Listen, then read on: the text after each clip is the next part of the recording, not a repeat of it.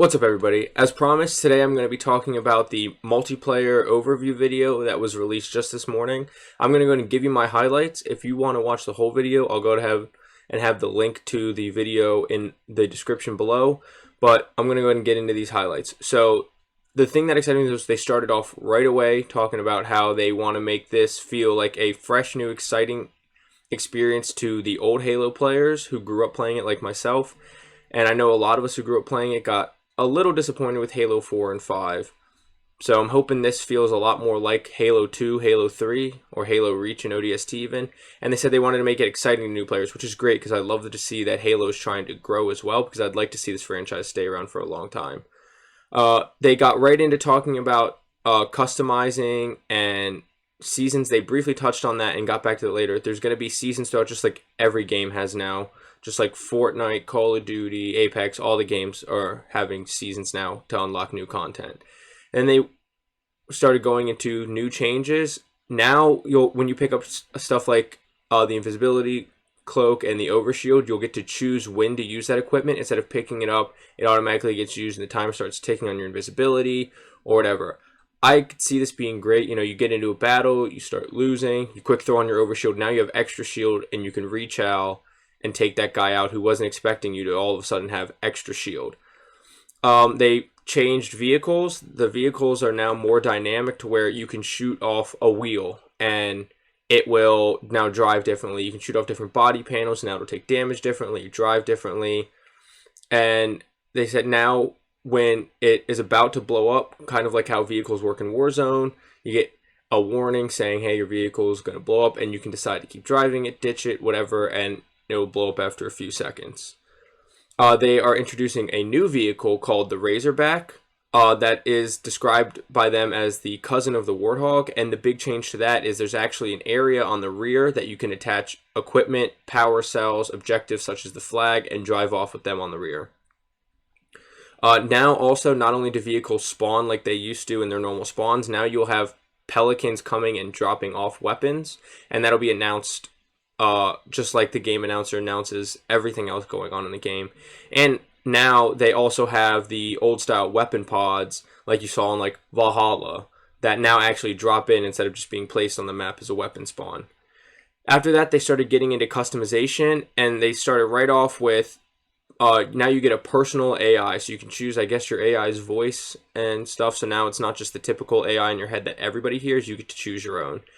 They went on to touch about having millions of customization options, everything from the armor itself on every piece, knees, gloves, arms, whatever, to now there's also armor colors, armor effects, and more.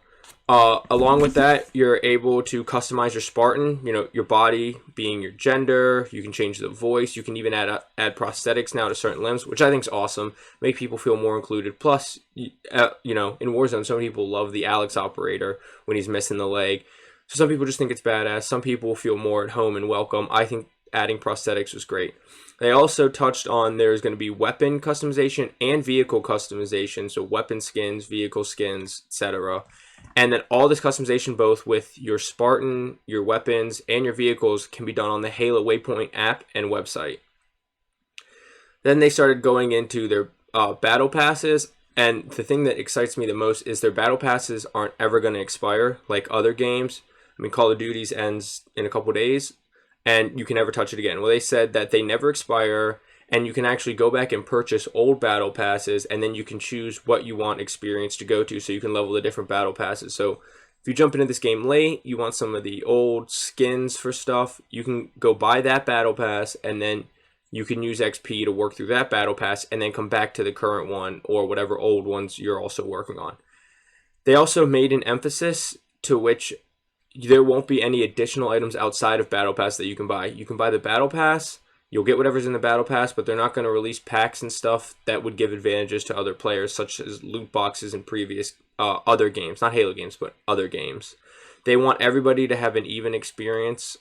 They don't want people being able to buy advantages other than if there's any advantages in the Battle Pass. And then they have a new mode, I guess you'd call it, in multiplayer called Academy, where there's different experiences such as tutorials, weapons, and combat training. So whether you want to warm up before you get on and play, you're a brand new player that wants to learn mechanics of Halo, or you're an old player that stepped away after, Halo 3, or wherever you stepped away, and you're coming back and you want to, retrain some skills, they have a new academy area / mode in multiplayer for all that. They also have bot training mode, which emphasizes great because, you can practice your skills, you can change the difficulty level, and, you can get better through bots, you can warm up through bots, whatever you want to use the bots for. It's always a nice mode. I know a lot of people warm up for games like Warzone in multiplayer with bots. And then they also touched on one of the really interesting called the Halo Insider program, and you can sign up on the Halo Insider website, and you can apply to become a Halo Insider, and you can work directly with 343 Industries to provide feedback and help them improve the game.